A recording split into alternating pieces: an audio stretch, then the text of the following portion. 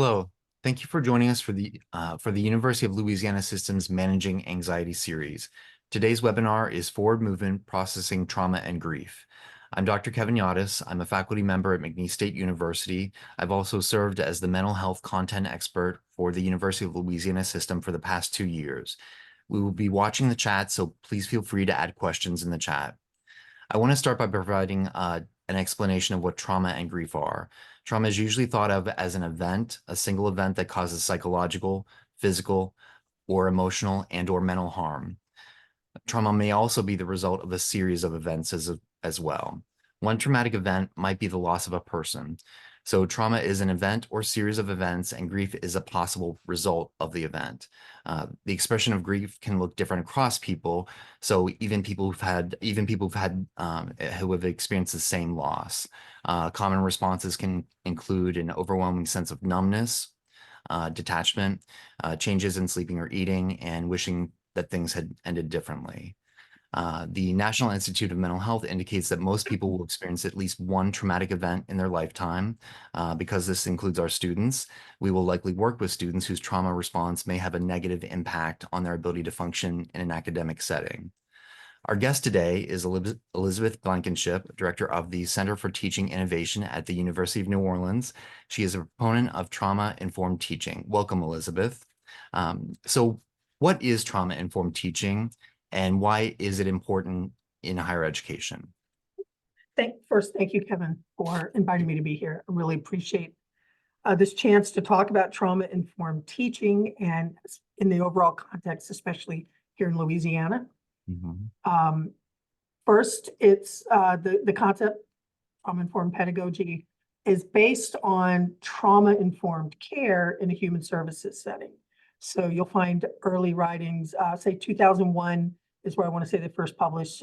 Follett and Harris are the writers, and they've continued their work in that social and human services setting up through, I think, the current day. So alongside that, educators started looking at those same principles. It's like 8 or 9 principles they outlined for providing trauma-informed services in social work and hospitals. So that we started seeing that develop also in K through 12 and higher ed. I think the profile of that went way up in 2020, early 2021, as we found ourselves in lockdown, and students in K-12 and higher ed were moved en masse into virtual instruction, where a lot of our faculty weren't really experienced and ready for that, nor were students. My niece was teaching kindergartners in teams.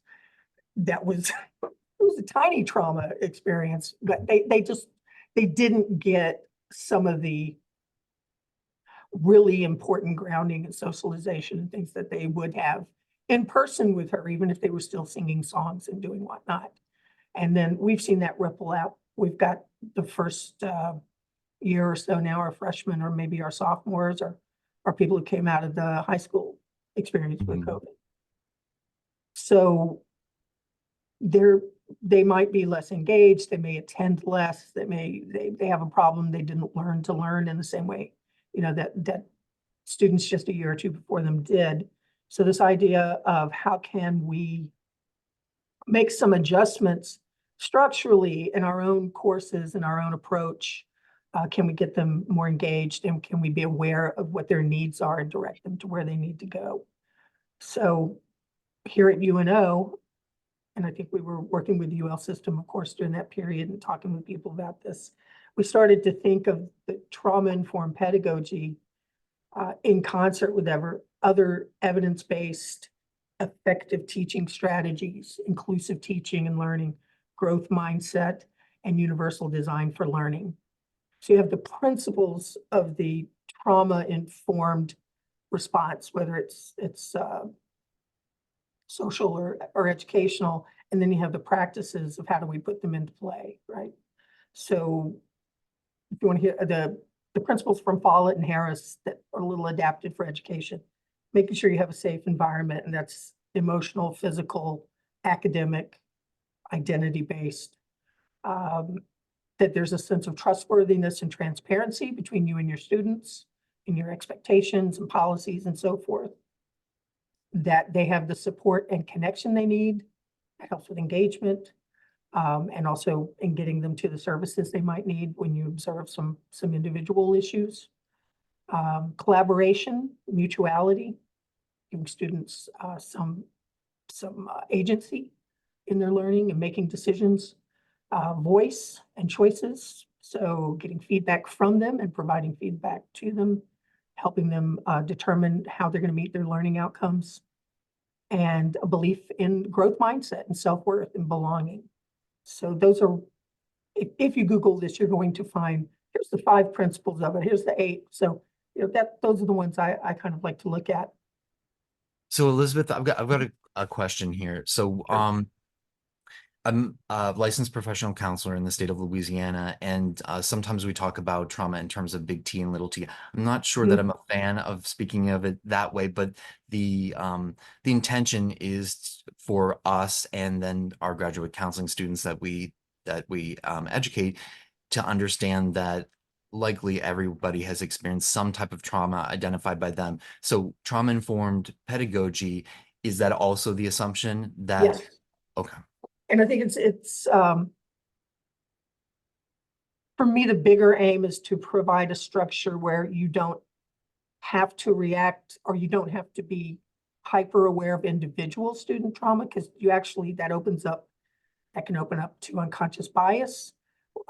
Research shows that students of color are often identified as, oh, I think they're going through something traumatic, which then can marginalize or, um, you know, kind of pathologize them. And you don't want to do that.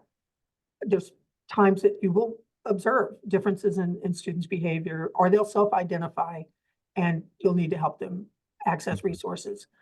But the principle, if you look at trauma-informed teaching overall, it's putting together your classroom practice, your syllabus, your policies, some ways that you engage with and speak with your students that leave open um, choices so that they can adapt.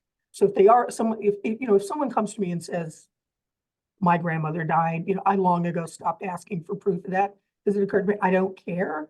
And they're telling me something, maybe they don't need to disclose personal information to me. That's one of the ways I first started thinking about that. So there's definitely the individual level, but if I prepare for that at a broader level, that's the universal design, then I'm just going to let students make those decisions and give them some adaptability, some room in the way I teach. Okay. So I've got a question about how can you create a safe classroom environment, and also what strategies. I think you covered some of that. What are your Probably favorites? so. What are your favorites? Well, I think, okay, so in classrooms, so first of all, institutionally, we all have problems with, I mean, most of us with older campuses. I can't make sure my room is accessible, but I can advocate for that if someone comes to my class and they, the elevator's out, they're in a wheelchair or whatever. Um, so there's an institutional level that has to be assured for accessibility, and that really is part of trauma-informed teaching. No one should have to demand what they need to get into a room. But accessibility, I need to make sure my content is accessible. That's my videos captioned, my handouts, not using bizarre fonts, right? Things I post online, adhering to accessibility standards. And we, at our center, we can teach people for that. But also, say I'm teaching in a face-to-face classroom. I'm a lit teacher, but where you're working on calculations or whatever, you might have some group work. You might have time where students need quiet work. You may have students who don't want to do group work. Can you make space for both of those? Can you not be put off if student says, I'm going to put my headset on so I can concentrate on this and not hear that group over there talking. Um, these are things that wouldn't have happened, when I was in college. It was pretty regimented. So being less regimented in how you use that physical space and ensuring that people are comfortable in there. So it sounds like you mentioned essentially conceptualizing your class Mhm. so that it would be you would be putting your best foot forward regarding being trauma informed. And then there are also moments where essentially a faculty staff member would need to be able to recognize the student needs my assistance in advocating for Yes. maybe something specific or something that perhaps you could easily accommodate within the classroom. Yeah. One thing we do here is every course has a Canvas site. There are a number of resources on campus, counseling services, tutoring, food pantry, the kinds of things that address that material and mental well-being and academic well-being. We don't make teachers track that down. We've put that all together and it's in a page that is in every not Moodle now, sorry, Canvas site. We do ask our faculty, mention this in your syllabus. And that's another element of creating an identity and cultural safe, physically safe classroom is spelling out in your syllabus. What do you want students to do when they encounter a challenge or a problem? What are your expectations of their behavior in the classroom? Um, what are the rules for discussions? You want to encourage a free exchange of ideas, but I'm going to model how to do that, to hold my ground, make my argument, but not be aggressive or threatening in any way or use language that creates an uncomfortable environment. So it's kind of a daily thing in terms of that, Mhm. modeling that kind of thing, but also spelling out the expectations in your syllabus. At the same time you write those expectations, make sure students understand what it is they can ask of you, when you're going to reply to them. If they send you an email, what should they expect back? Um, what your grading policies are. And that's where I think we want to start talking about how can you make those flexible. Again, universal design means they're flexible for everybody Mhm. because you do have the issue of, say, a grade challenge, which is usually based on I was treated differently Mhm. than other people were treated. So that's the benefit of the universal approach. I'll, you know, instead of saying, write this paper, turn it in, I'm going to grade it, I'll allow multiple drafts for everyone. Maybe I'll design it in a scaffolded way so that, we work on the research and citations and evaluating those. We do short writing exercises. Maybe I want a presentation from you on how it's going, and I'm going to give you multiple options for how you do that presentation. It's going to be based on what you're comfortable doing. You might Okay. want to go up in front of the class and do it. You may want to put a PowerPoint in our course site. You may want to make a video. You may want to do it as a group. Okay. So that's the kind of practices we're looking at. So before we go on to the next question, you've mentioned syllabi a few times. Mhm. I know that I've read that across the nation, some faculty are choosing to include what I've usually seen referred to as a mental health statement in a syllabus. Mhm. Are you familiar with that, and would you recommend that? I'm not as familiar with it as you are, so I'd like to hear more about it. I Okay. think we have something similar to that, but this is your wheelhouse. I would love to hear. Okay. Well, and What, what's an what I example?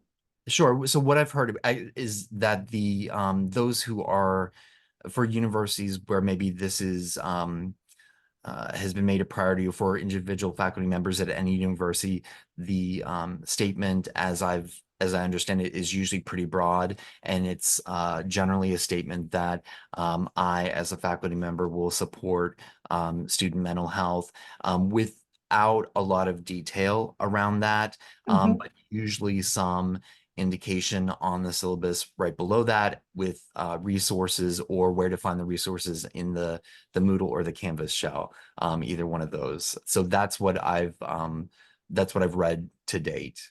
Interesting. I haven't encountered that. I've seen it more incorporated into a broader kind of identity. If Okay. you're facing challenges in this class, whether they're academic or mental or uh, material, Mhm. right?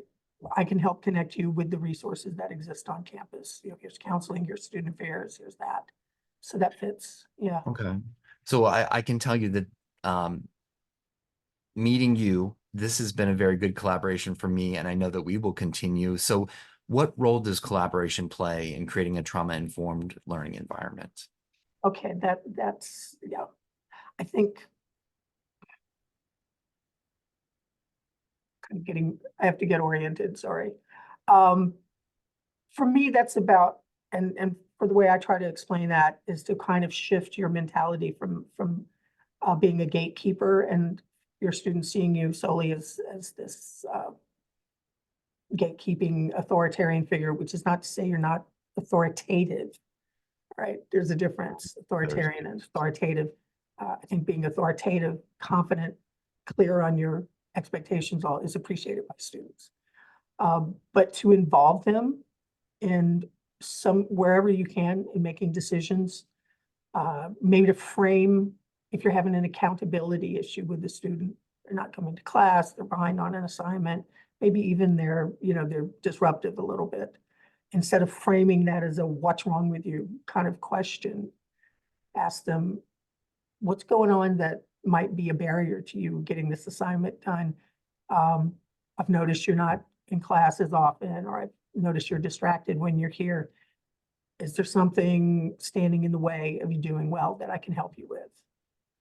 So it's more of a, what can we fix about a situation and not what can we fix about you okay. approach. So I'm working with you and not, kind of keeping you in line. I think there are ways we can ask students to actually engage in their learning experiences. And I think you have there's some other ways to talk about that. Maybe a learning contract where here's how I'm going to meet these learning outcomes. Okay. This is the schedule I might do it on. So that when they, especially if they are having a problem with an area, you've given them some ways to come back and fix it. If they feel they're in a hole and they can't get out of it, then they're going to give up. If they know they can work with you to do something outside of what has already been done, if they can propose an alternative, maybe. Okay. I think that gives them a lot of agency. Okay. So, and I'm definitely hearing you about the agency, because if a student is struggling, even if they are, 18 plus, and they technically have, all the agency that affords, but if somebody is struggling, they may not feel that they have the same amount of agency. And in fact, they may not have that agency, as They well. may not know to ask that Right. that's even a thing, Yeah. that can be done. So what about collaboration? So that's collaborating with the student. Are there collaborations with other faculty or other departments that could be supportive of a trauma-informed classroom? Oh, I think of that maybe in terms of working with our advising and student affairs, which faculty don't necessarily know that we can have a relationship with them. We think of them as Mhm. handling that other end, the events that happen out on the quad and whatnot, but they're actually really involved in the daily lives of students. Um, does your university have some kind of reporting mechanism so that you can alert them to a student's struggles? If you're reporting and another faculty member is reporting the same thing, the student has stopped attending, or they were doing really well and their grades have dropped suddenly. I think they're sleeping in their car, they're wearing the same clothes every day, anything like that. If you can report that through some sort of mechanism, and we have, I think the vendor we have is EAB. Doesn't matter, there's different ones. We can go in, we put in a privateer alert. If they get those alerts from multiple sources, then that certainly increases the urgency with which they respond. The person getting that alert will track that. If it's academic, it goes over to their counselors and academic advisors. We need to get you in tutoring. I need to maybe come meet with me and see, maybe you're on the wrong track here. Maybe we've overloaded your schedule with the, courses that are just more demanding than you need in this first semester, something like that. But if it's a material well-being issue, then it's going to go to dean's office over in Mhm. student affairs. And they can start looking into, do we need to refer them counseling. We don't have, like necessarily housing options that we can do, but there are community things they can hook them up with. Okay, so it sounds like for the faculty also to just being aware of Mhm. um, who the collaborators would be. Yeah. Okay. I mean, if I were to think in other terms, so I think you probably have some questions coming up about how we can do faculty development and share that. And I think that's where we start asking faculty to lead by talking with each other, maybe in a reading group or Okay. learning community to develop other strategies. Okay. What about policies? What policies can institutions implement to support trauma-informed practices in the classroom? That's, that one's hard to come by with resources is what I want to say. Ideally, and we kind of did a pilot on this year and we just had trouble getting the resources. But ideally I would love to see a cohort of faculty, maybe, home in on gen ed or just some group of faculty that have something in common, and ask them to implement some of these practices, maybe incrementally, and check in, have regular meetings, maybe like once a month, maybe provide them a tool for surveying or assessing the outcomes. Uh, so that's, right there, you're wanting people to make time in the schedule, at least you got to provide lunch to them or something, right? Mhm. So Right. we are talking resources, but if faculty affairs or academic affairs is supportive of that, then you have a single group of people who are in contact with a large group of students that have something in common, and they can talk about what they're doing and report back on its effectiveness. I I know love that idea. I our, love our math department did this and has done this over a few years. They worked on growth mindset practices. They Okay. started implementing those first with statements in the syllabus, with tutorials, um, with changing some of their assignment breakdowns. They're very structured on this. The individual teachers don't have a lot of room. You work within the structure but they developed it together. So that makes it, they're invested in it. Okay. And so they have seen the retention rates improve. These are they're mainly aiming this at students who come unprepared for math. So they're in those pathways courses. Okay. Where they have their freshman course, and then they have another 1 hour course where they do active learning. And so including those messages of this is challenging. It's challenging to everyone. Mhm. You can master it and you can improve given these resources that you have to access. You need to put that effort into it, but you're not just like congenitally bad at math. No one really is. You Right. can actually master this. So it's a combination of messaging, providing multiple ways of learning and playing with the material and demonstrating that they've learned it. And then assessing those students, kind of checking in with them and saying, what's your response to this? How are you feeling about this? Okay. And you said that's been going on in a cohort for a few years. Yeah, that's the freshman math, Oh, the Pathways math faculty have been doing okay. that. So we started a different cohort um, around best growth mindset, and just had a lot of trouble getting more faculty to participate. We didn't really have any incentives to provide them, and we hadn't gotten any grant support for that, which I think Gotcha. would be really useful. Okay. So you've mentioned universal design a few times. Could you explain the concept of universal design for learning and how it promotes choice and voice in the classroom?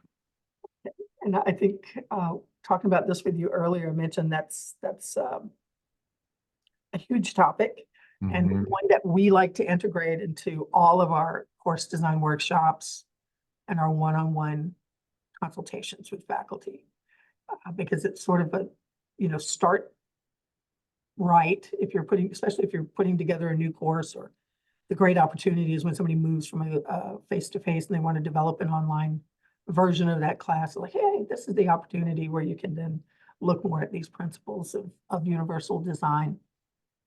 So it's about providing equal opportunities for students to succeed in your classroom. And, this is important. What all our courses have in common is there are learning outcomes for the course. Those outcomes are set. That's not going to change.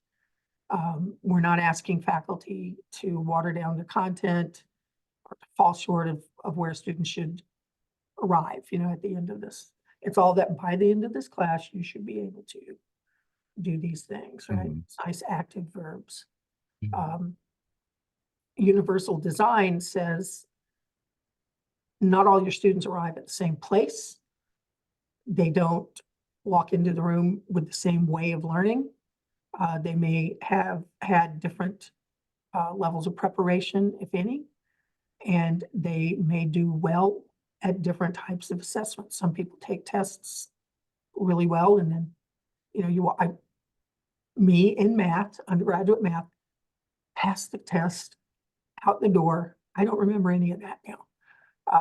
But I knew how to do standardized tests.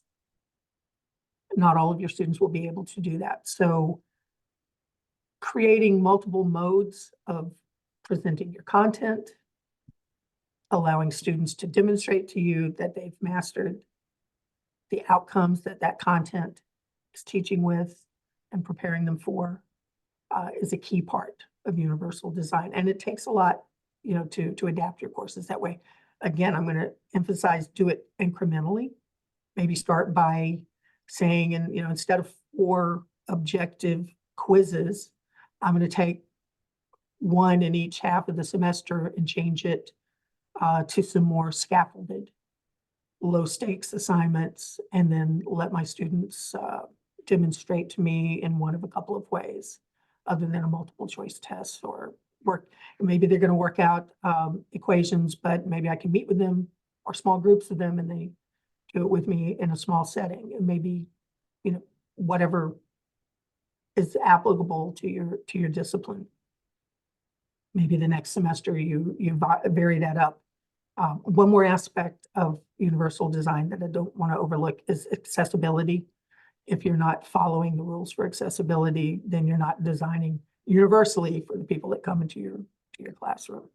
Okay. And so you mentioned incremental changes a couple times, which I appreciate because I imagine that faculty who may be watching or may watch this when it's posted later may be thinking, where am I supposed to find where can I find the time Oh, to exactly. do this? And it sounds like you've heard that before. Mhm. So incremental is the way.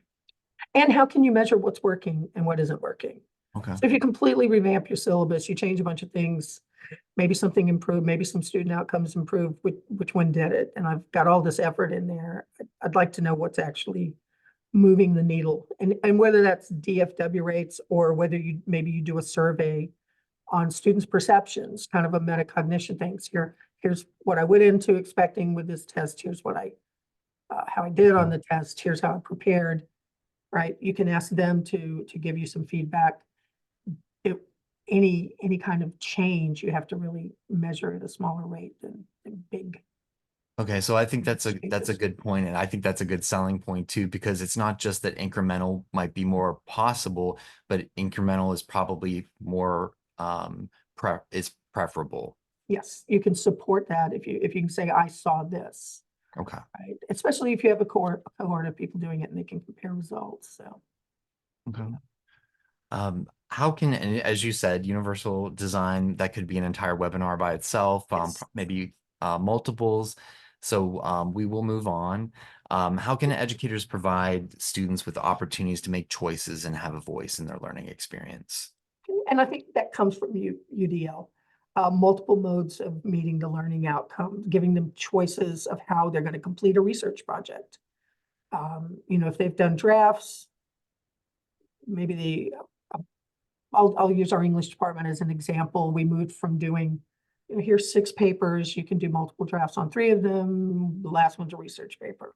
Bing, bing, bing, bing. I'm going to divide your grades by 6, and there's your final grade. We changed it to 2 projects, and in those projects, they cover all the skills and modes of writing that they would have covered in the others, narrative, argument, synthesis, etc. They create annotated bibliographies.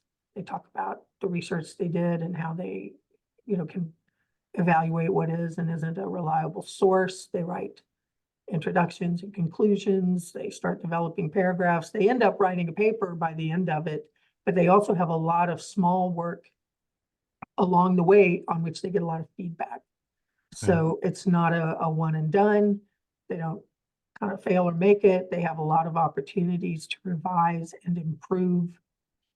They allow for multimedia to be part of that. Students, that is the lives they live now. Mhm. People write and deliver papers on YouTube. They demonstrate their learning in different ways. Another way we like, and I think math and science can do this effectively, is to ask students to submit exam questions. So that's a way of addressing some of the things with the online sites that have all the answers coming out of the instructors' manuals that have been uploaded, et cetera. Create your own questions. It tells me that you know what the principles were in this module or this unit. Um, I go back to my first year of teaching, right? I learned a whole lot about grammar because I had to prepare my lessons for my students, and I learned asking my students to do that as well as a way of them learning the same material. So getting them engaged and actually helping you create some of the assessments that then they'll complete. And I Okay. mentioned, I think, a learning contract where students kind of outline, here's my learning goals based on the course syllabus. Here's how I'm going to meet them. So this is kind of a metacognitive process. Here's the steps I'll follow in a timeline I'll try to stick to. Okay. Yeah. Great. What are some effective ways to identify students who might be experiencing trauma and need additional support? I think you kind of mentioned some of this early on in talking about those behavioral changes, lack of engagement, maybe difficulty, they're not submitting the work.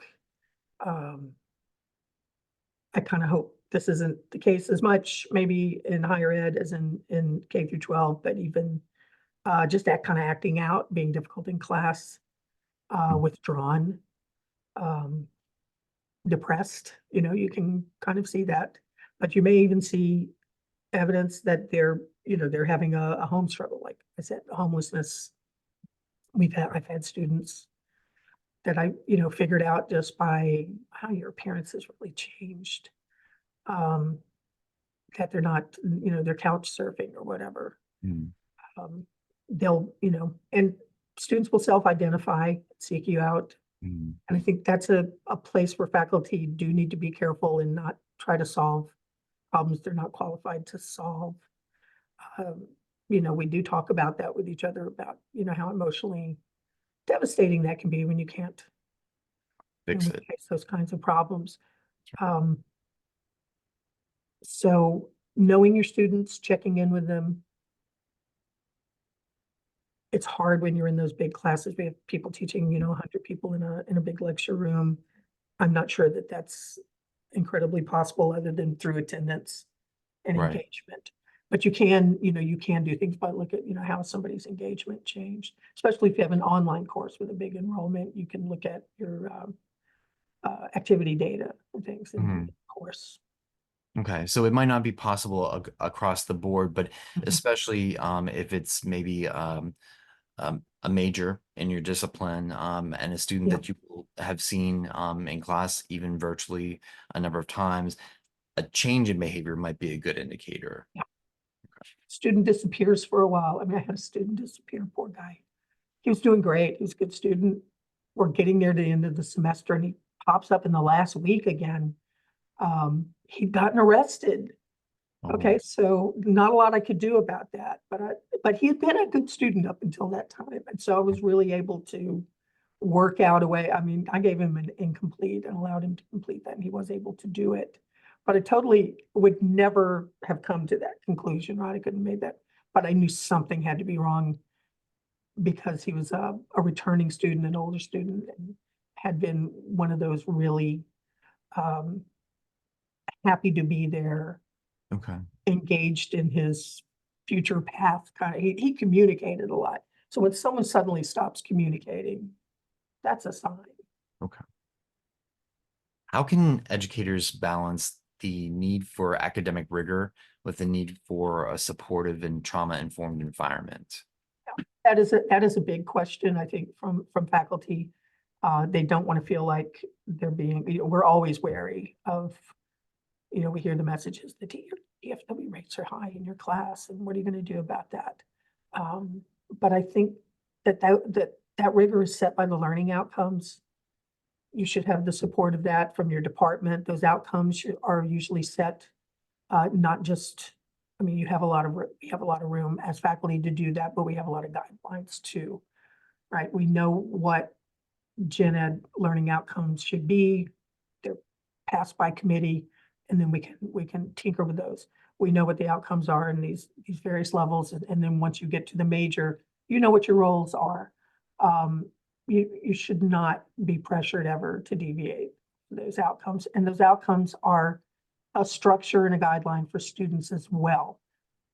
When something happens, like a traumatic event, you might have to look at the outcomes and say, what am I doing to assess or teach towards these that is redundant? A lot of, is there work that I can actually reduce to give students more time to talk to me and improve on them? I think there is research showing we tend to over practice some skills in courses, and we can make a little room for that, especially moving to an online setting. Sometimes you have to do that because there's so much that depends on asynchronous communication that can get in the way of the kind of repetition you can do in class. So you can make room for maybe fewer exercises and activities towards meeting those outcomes. But I think the rigor is met by ensuring that students actually have to demonstrate to you by the end of the semester their level of mastery and meeting the same outcomes that you started the class with in your syllabus spelled out. You can do that while at the same time providing a reliable structure, giving constant and frequent feedback, asking for feedback from your students, checking in with them at the beginning of class to see how are things going. If you come back to school after we've evacuated for a hurricane and we're back, how are you doing? Is there anything you want to vent about for 1 minute? Is there anything that's going to get in the way of your learning today that I can help? But that doesn't mean you're reducing what the course is actually going to achieve in that student's path. Okay, so the key are the written outcomes, but there may be multiple paths to that outcome. Mhm. Is that fair? Okay. I think so, and I think again, you can probably there are ways you can cut down on some of the reading or some of the exercises you're asking them to do, and maybe put more attention to um, kind of active learning and giving them feedback on what it is they are doing. Okay. What are some practical strategies for integrating trauma-informed practices into daily teaching routines?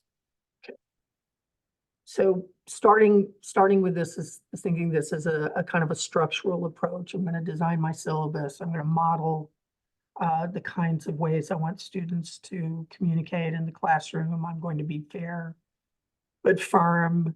I'm going to make sure students know how they can access help from me, where they can find me. Believe me, some first generation students don't know what um, office hours means. All right. So one practical way is just to call it something different or Mhm. explain to them. I have literally heard students say, I thought that means you're working in your office from 9 to noon and not to bother you.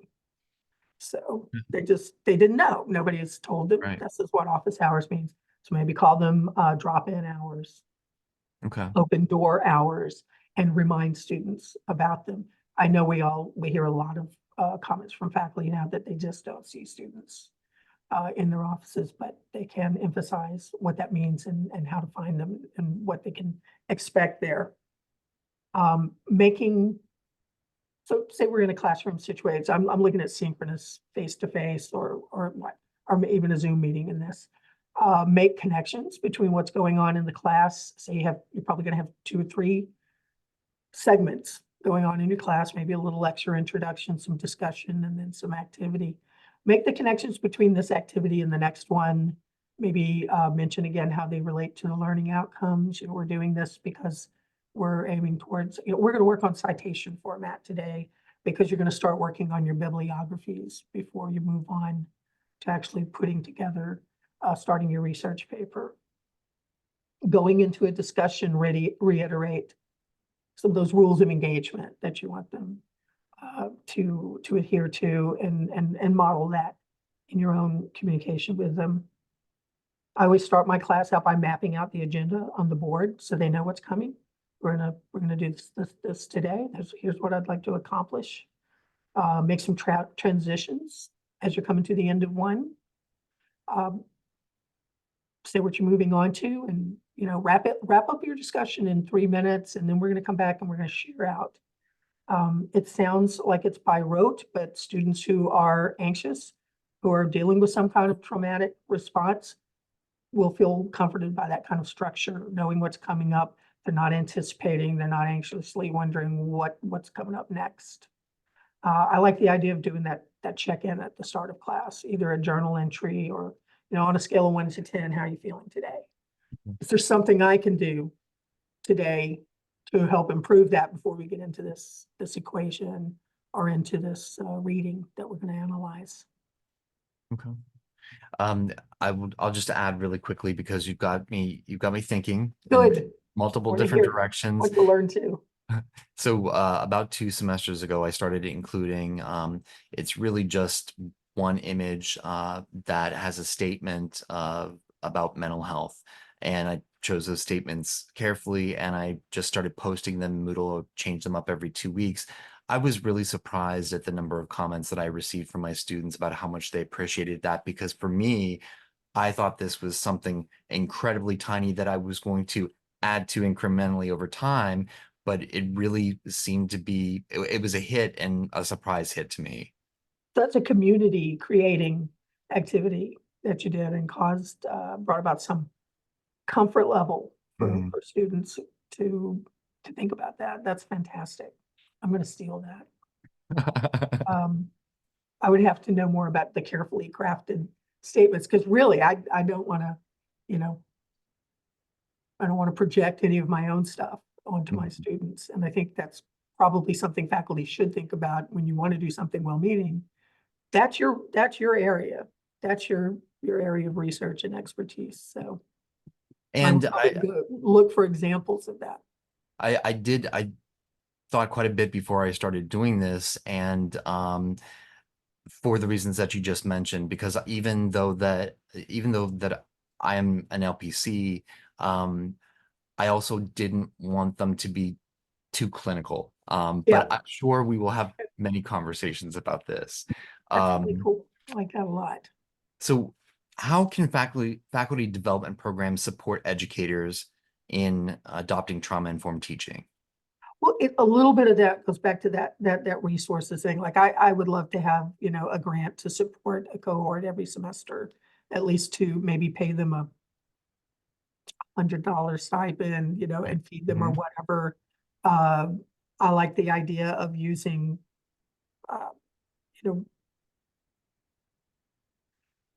credible survey tools that we can get good data from, but we may have to just, make do with Qualtrics or whatever we have at hand. But the other aspect of that is that simply faculty led is something I'm really fond of. There's more of a credibility in learning activities with faculty where they help set the agenda, they do part of the research. So faculty learning communities, those generally do take some resources because they do in fact, there is an activity pay element to them because they're more demanding than, say, a faculty reading group, which you can just recruit people and say, please participate in this if you're interested. So one of those two things, we're doing a faculty reading group on AI right now. We have 2 faculty learning communities running on inclusive teaching and course quality. And that include what they do. then as they present and they participate in activities with other faculty. So they share this out and networks out to the colleges. We try to have someone from at least one, each of the three colleges, maybe two people, when we do those groups. And then we have like faculty convocation for them to talk about. They usually have like an hour to talk, and other workshops that we schedule over the course of the year. So they do like an intensive learning and research period together over maybe 8 weeks or so, and then they share that out over the rest of the year. Okay. I also think I mentioned Meredith King and I put together a workshop. We call it It's Louisiana, Be Prepared for Anything. So we want to do more with that. We presented it at For Our Future, but and we learned a lot from the people in the audience because it's all our peers. McNeese in particular, of course, had a lot to contribute to that with, with your history. Mhm. Was it two hurricanes and an ice storm and COVID? That's right. Yeah. I'm currently sitting in a FEMA modular building right now. We're in talks And to those move. memories, wow. Yeah.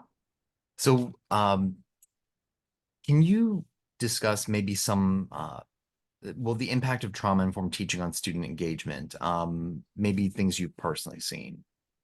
Okay, so that would be it. This one's a little harder I don't have data to cite on this topic, but I have read studies that basically make the argument what they see. And these are, I think there's one from 2016. There's another from the NEA, maybe in 2022 is what I'm thinking of. I'd have to go back and find them. What they see is associated, it's qualitative. There's a connection between improving students' coping skills and social connections, improve their abilities then in class to then apply those skills to the challenges of the classroom. Yeah. So that is what trauma-informed teaching is aimed at. You belong here. This work is difficult. It's difficult for everyone. These circumstances are difficult. We're there are ways that we're going to face these challenges together. And that's what that whole structure is about. I experienced that, and I didn't have the words of trauma-informed teaching in 2006 when I returned to teach after Katrina. But I did learn that creating community in the classroom and talking about the storm and the effects on my students' lives and trying to bring in readings and activities that related to those things kept the attendance up, kept the engagement up, and gave students a sense that they were creating something that actually addressed, their own situation. Okay. I taught a graphic novels course the next year, and they all created a comic book about their Katrina experiences. Some of them did it in groups. And it was, there was definitely some processing going on in that situation, but all of those comics were created based on the principles we were learning about that form of literature and how it's designed and storytelling is done. So I felt like we met the learning outcomes. But Nice. we came out of it with something that was emotionally very real. Nice. What are some challenges educators might face when implementing trauma-informed practices? Yeah. Well, first, a lack of training and support on campus. So, you read about it, you want to do it, and I think anyone can really do a little bit of research and make some changes on their own. But if there's a learning center, a faculty development center on your campus, you should definitely reach out to them. If they don't have a workshop designed or some resources that they're familiar with, then that's that opportunity to maybe say, would you would you lead a faculty reading group? Could you solicit that? I want to be a part of that. I mean, we could develop out from there. Training is a good part of it. And being familiar with those principles is pretty key, I think, to not just finding yourself in the deep end. Okay. Time constraints are probably the biggest. They all of our teachers are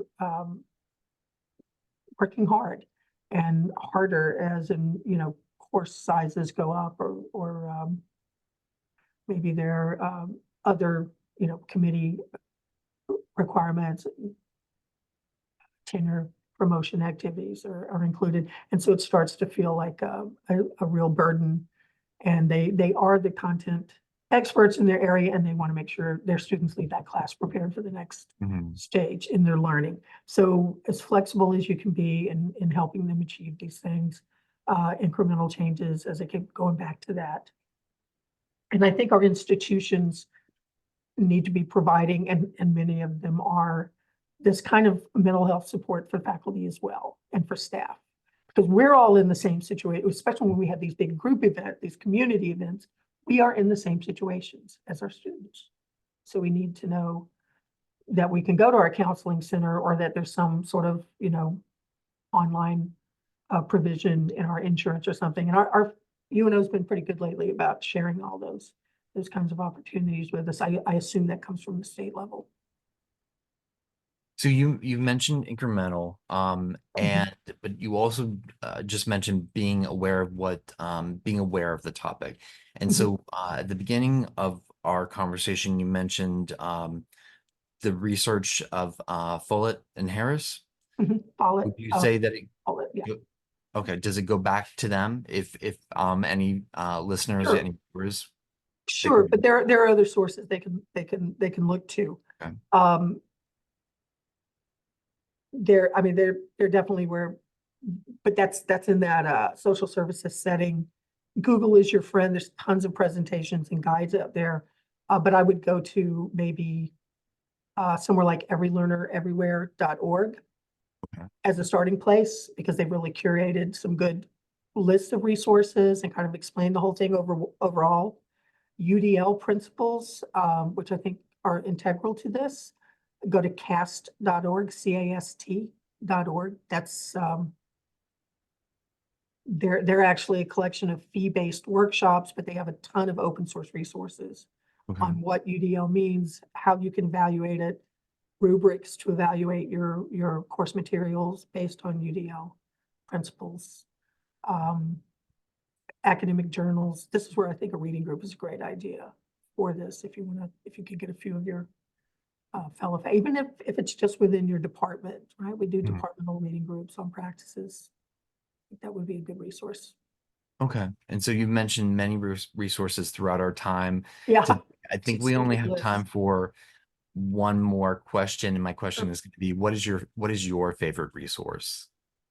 I love cast.org. The Okay. just understanding UDL is it can be such a broad topic, but you can really focus in on what is that going to mean for my class and practices in my discipline. Okay. And it has things broken down into various disciplines. It has, like I said, rubrics. It has examples and guidelines and lots of bibliographic material. So Okay. that's Well, where I'd start. Yeah. I know that I'm going to be going to cast.org. Was not aware of this resource until today. I love that you're saying that it's broken down by discipline because this might look Well, different you by got to different. kind of dig, but yeah, Yeah. just do Okay. some searching. And it Okay. links to others. So, if then I need to make my stuff more accessible, it's going to send you, you'll be able to find links to how do I create accessible documents and whatnot. Okay. Um, yeah. All right. Well, Elizabeth, thank you for joining us today. I feel like I've come away with a lot of resources, and I hope anybody listening and watching did as well. I'm sure we will continue this conversation. Thank you. I really look forward to it. Thank you, Kevin. Thank you.